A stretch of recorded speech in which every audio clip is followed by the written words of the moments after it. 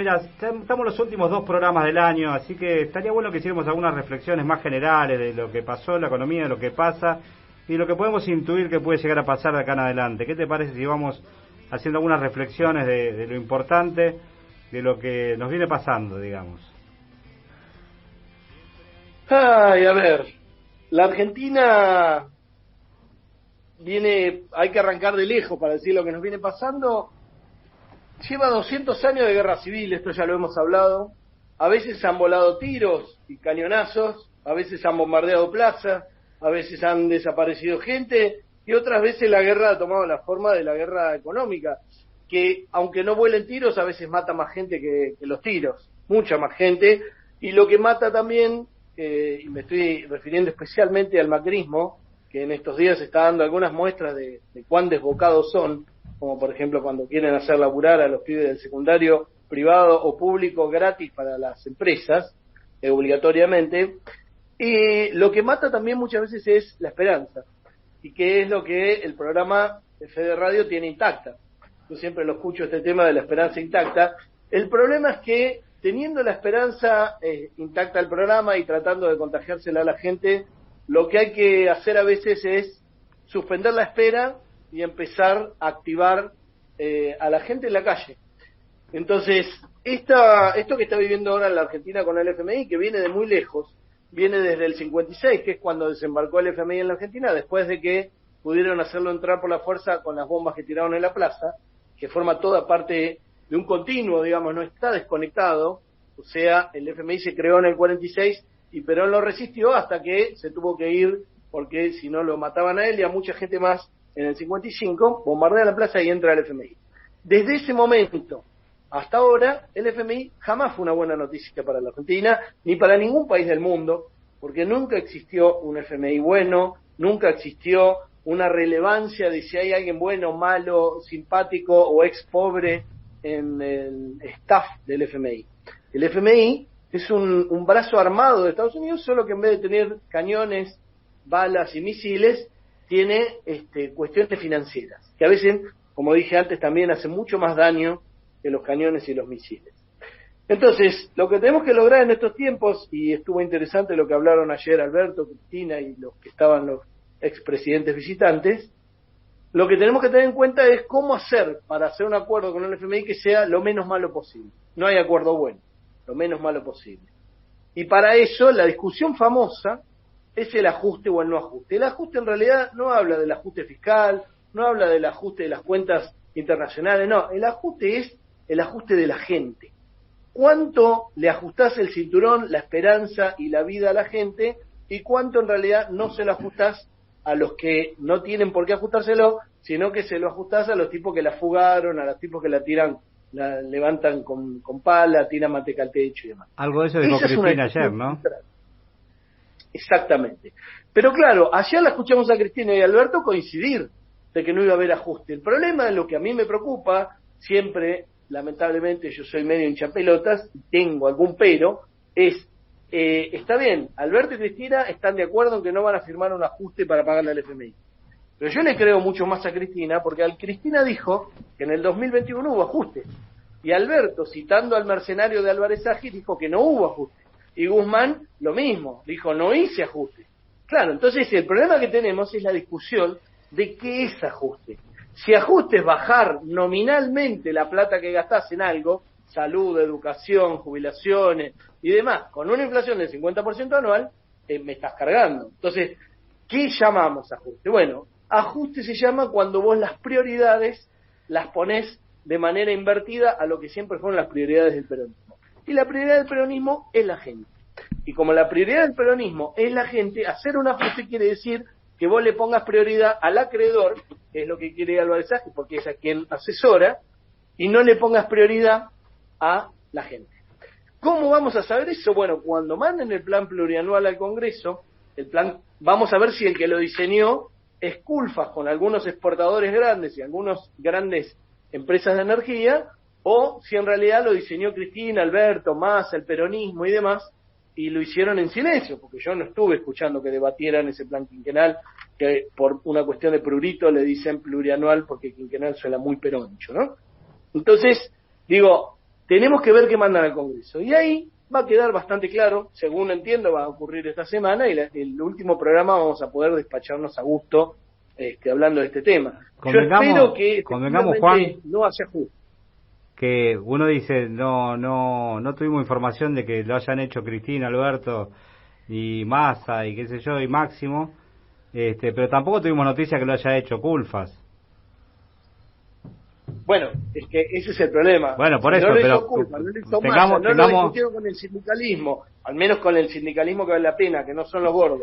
No lo discutieron con los movimientos sociales que valen la pena. No lo discutieron con los grandes representantes de las pymes, ¿no? De las grandes empresas. Entonces, lo que me temo es que es los mismos muchachos que han aplaudido a Guzmán el año pasado después de extorsionarlo con el dólar llevándoselo a 195 y consiguiendo algunos beneficios, y lo terminaron aplaudiendo, o los mismos que respaldan a Culfas para hacer el famoso plan de 100.000 millones de dólares de exportaciones. El problema que tenés es que los 100.000 millones de dólares de exportaciones son para 4 o 5 vivos, diría Cristina. Acá lo que necesitamos no es conseguir los dólares para pagarle a los acreedores y ahí se acabó la discusión. Lo que necesitamos es conseguir un país que le dé laburo y un bienestar mínimo con los recursos que tiene la Argentina, que son muchos, a los 44 millones de argentinos, y en ese marco conseguir los recursos para pagarle a los acreedores. Acreedores, por cierto, que fueron metidos ahí para condicionar y no para desarrollar el país, ¿no? Juan, ¿qué es lo que se conoció ayer del Fondo Monetario? Que yo sepa, nada relevante. Son declaraciones, estuvimos juntándonos, nos va re bien. No, porque hablaban de que reconocían el crecimiento de la economía argentina. Sí, por eso, pero lo que dicen es, bueno, justamente, vos podés tomar eso como una buena noticia o una mala noticia. El FMI reconoció que la recuperación de la Argentina es mucho más rápida de lo esperado. ¿Eso qué es? ¿Una buena noticia? Tu acreedor te dice, te está yendo mejor de lo que pensábamos. Para mí es una mala noticia. Claro. Porque además, esa recuperación no le llegó a la gente, le llegó a los 4 o 5 vivos, que es lo que advirtió Cristina el año pasado. Entonces digo, si la recuperación rápida de la Argentina, que es un rebote contra el fondo, porque el año pasado fue un desastre por la pandemia, por el macrismo que había antes dejado a las pymes hechas mierda, el poder adquisitivo de la gente también y demás. Si esa recuperación, que es una recuperación estadística que se agarra 4 o 5 vivos, el FMI la toma como algo milagroso de la Argentina, lo que va a hacer es pedirte más. Te va a pedir más como si a la gente le hubiera ido muy bien, y no es así, ¿entendés? Por eso digo, hay que tener cuidado con las cosas que uno festeja o no festeja de las declaraciones del FMI. Y aún así, todo lo que diga el staff de los cuadros técnicos y burocráticos del FMI es irrelevante. Lo único que importa en el acuerdo con el FMI es el acuerdo que está detrás, que es un acuerdo geopolítico con Estados Unidos. Si vos no cerrás un acuerdo geopolítico con Estados Unidos, no cerrás un acuerdo con el FMI.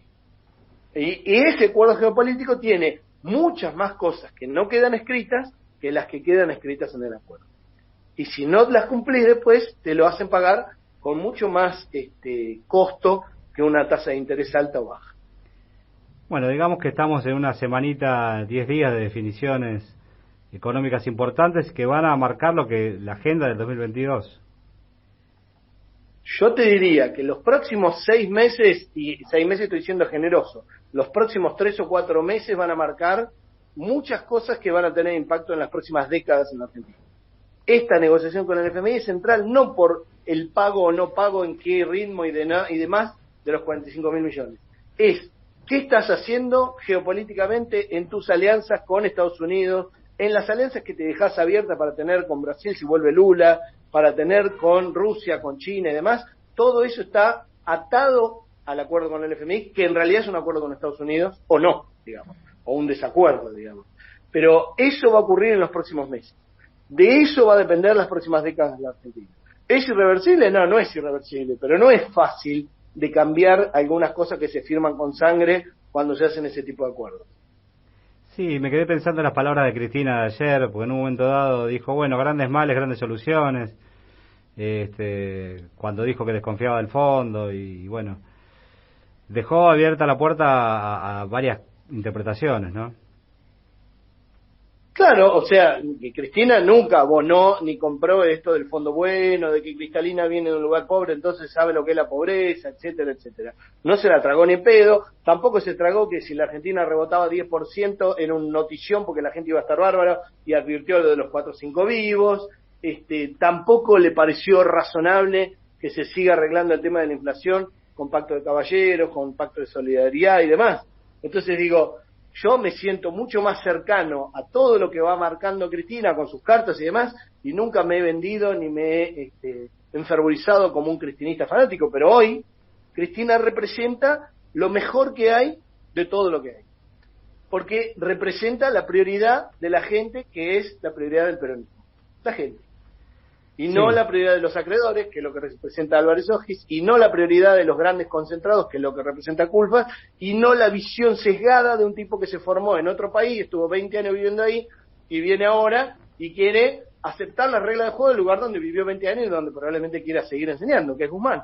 Y yo no digo que tenga mala voluntad, incluso presupongo buena voluntad de Guzmán, pero si vos decís, en la Argentina, la única forma de desarrollarnos es haciendo un juego que es como el juego del fútbol en la economía, y los tipos te imponen jugar al ajedrez, vos no podés decir, che, pero el caballo yo quiero hacer que patee una pelotita. No, en el ajedrez no podés hacer entrar el fútbol. Entonces tenés que mirarlo con una visión de alguien que sea un tipo capaz de romper con el molde. Por ejemplo, como lo hizo Néstor Kirchner. Tenés que romper el molde, porque si no lo tenés incorporado en el cerebro, por más buena voluntad que tengas, lo que estás haciendo es jugar para los que arman el juego de ajedrez mundial. Y eso es lo que, por suerte, hay margen para romper hoy. Para cerrar y haciendo el repaso que decíamos del análisis de lo que viene pasando, hay un tema del que vos hablaste mucho durante este año, que es el tema de las monedas virtuales, del Bitcoin. ¿Cómo cierra el año con esta temática, digamos? Tanto el sistema financiero tradicional, que es donde están los bonos, las acciones y todos los derivados y las truchadas que nos llevaron con sus bombas de humo y con su timba a la crisis del 2008, que arrancó financiera, pero obviamente se desparramó por el mundo real y demás, y tuvo consecuencias por todos lados, y en vez de arreglarse reformando esa joda, le dieron más guita que nunca en la historia. Eso alimenta también la burbuja de las criptomonedas. Las criptomonedas en sí mismas son una herramienta con un potencial inmenso, como es un martillo. Ahora vos podés usar un martillo para clavar clavos, o podés usar un martillo para romper cabezas y vidrios. Hoy las criptomonedas están capturadas por los que usan los martillos para romper cabezas. Y eso es lo que están haciendo. Están capturadas por el sistema financiero tradicional, que está en una de las burbujas históricas más grandes que se recuerden, si no la más grande. Entonces, todo eso hay que tomarlo tan con pinzas como las finanzas tradicionales. No estoy defendiendo las finanzas tradicionales, ni mucho menos al dólar, que es un papelito pintado que tiene atrás una potencia que dice, si no lo aceptás, te arranco la cabeza. Entonces, ¿pero cuánto va a durar eso? En el caso del dólar, ¿cuánto va a durar las finanzas tradicionales sin reventar estando atadas con alambre? Nadie lo sabe. Lo que sí se sabe es que está en una situación absolutamente de burbuja y están todos sabiendo que hay que salir corriendo apenas empiece a reventarse la burbuja. El problema es que si salen todos juntos, siempre existe la puerta 12 en el sistema financiero y hay que estar atento para no meterse en lugares donde pueden lamentar haberse metido. Esto lo digo especialmente para todos los proyectos de criptomonedas, incluyendo algunos piratas que venden el humo en fetas y con pimienta, y que te dicen, esta cripto es una cripto de verdad porque está respaldada por soja, por vino ahí en Mendoza, por litio. Todos esos son unos piratas del asfalto que están aprovechando la ignorancia de la gente para meterlos en cosas que la gente no entiende y que van a dejar sus ahorros ahí y el tendal. Cerramos con música como siempre. ¿Qué elegiste para hoy? Vos sabés que buscando temas para esta columna me he ido metiendo con Facundo Cabral y cada vez me gusta más. Cada vez me fascina más. Recién estaba escuchando un programa donde la entrevista es muy largo y me encantó, y hay una canción muy larga que la podés cortar, pero le recomiendo a la gente escuchar, que se llama Si yo digo lo que digo. Y cuando la escuché, me hizo pensar mucho en cosas que dice Cristina, que dijo Cristina ayer, que dice en sus cartas y que ha dicho muchas veces, y en algunas cosas, modestamente, digamos, también me hace pensar en por qué a veces hablo por radio, por televisión, por qué a veces escribo y digo estas cosas que a veces son como las de un tábano, que molesta un poco, pero las digo con la intención de sacudir un poco la modorra y de llamar a la gente a la acción para que no se la empome. Así que Si yo digo lo que digo, de Facundo Cabral, y se los recomiendo al tema completo en otro momento, ahora es muy largo. Un abrazo grande, Nico. Abrazo grande, Juan, buena semana. Abrazo inmenso.